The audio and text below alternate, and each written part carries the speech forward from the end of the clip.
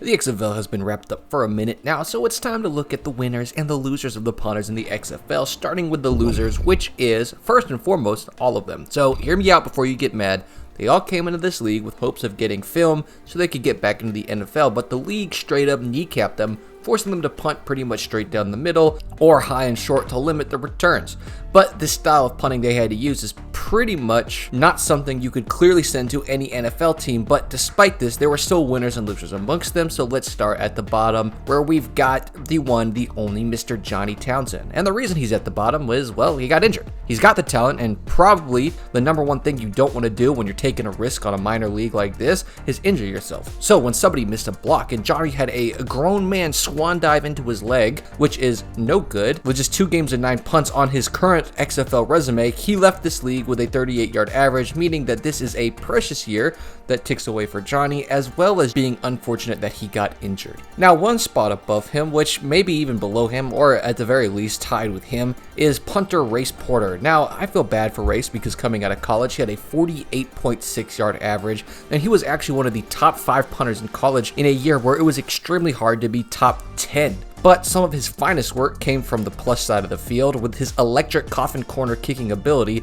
and in his directional punts. But in this league, he could do neither, and he looked like a shell of his college self, averaging less than 36 yards a punt, which was 35.9 yards per punt, which wouldn't be competitive even at the Division III level of college football. Okay, this is post-editing Isaac here. I went back and was looking at Race's stats, and it looks like the XFL messed up a bunch of his stats through the first couple weeks, so his actual adjusted average is 37.7, so a lot of my criticisms are still going to stand, but I just wanted to come back in and clarify. To say this year was not great for him would be an understatement, and I'm not sure if it's all necessarily his fault. It looks like the coaches were instructing him to try to just moon it as high as he can, and he also had some bad bounces mixed in there, but it's still a stain on a resume that he's going to have to deal with from here on out. Next up, we're going to have the middle of the pack guys, where they didn't really hurt themselves too bad, but they didn't really help themselves that much either. These guys are like Cameron Nizilik, Sterling Hoffrichter, and Michael Garzosa. I think they played pretty well. They didn't really have any critical errors, but they just didn't punt the ball as freely as they probably should have to be able to stand out. I understand you've got guys getting lambasted by the rulebook here, but if you're trying to get back into the NFL, I think you do have to do a little better than putting up a 40 to 41 yard average, and I'm 100% sure they all did it just to try to optimize field position for their team and hit good ratio punts, and I don't think it's, like I said, their fault. I just don't think it was the best strategy. At the end of the day, I don't think it changes how NFL scouts are going to look at these guys, meaning that some of them might even get worked out or even called in to replace an injured guy, but it doesn't move them any closer to the starting spot I know they actually want and probably actually have the talent for. Finally, we've got your, oh, you're a winner, but are you really group? It's 2 older gentlemen. We have Brad Wing, former LSU punter, most notably remembered for getting this run called back for taunting, which to this day I will still never forgive those refs for, and Marquette King, former Raiders and Broncos All-Pro punter.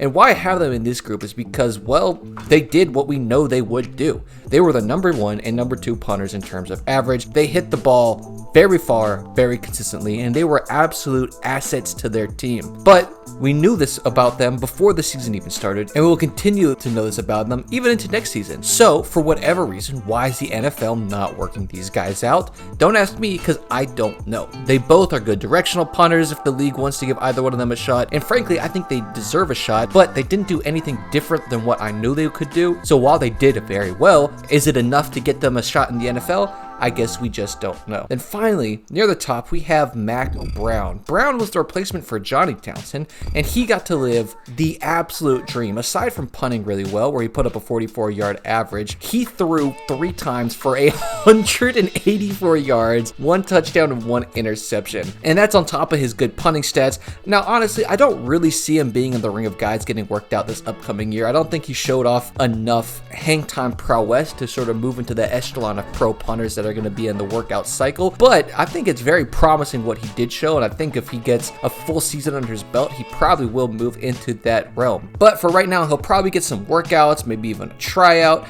or a camp invite, and he's trending in the right direction, but most importantly, he looks like he's having the most fun out of any punter in this league. Last but not least, we have who we all know the real winner was, and it's Daniel Whelan, the star out of FCS, UC Davis. He came and shined amongst other stars. He got the least work of all the punters because he was on the DC Defenders, who was a dominating team, but he put up a 45.6 yard average and had a bunch of big league hang time and big distance punts. And likewise, he's getting rewarded for it as he just was signed to the Green Bay Packers. He's been deserving of an NFL spot since college, and I think the NFL's just needed to see how he would do once he was in the pro light, and he absolutely showed what he could do. So now he gets a chance to play in NFL if he can make it through Packers' current punter, Pat O'Donnell. But yeah, that's my take on the winners and losers. Let me know what your guys' thoughts are. Peace.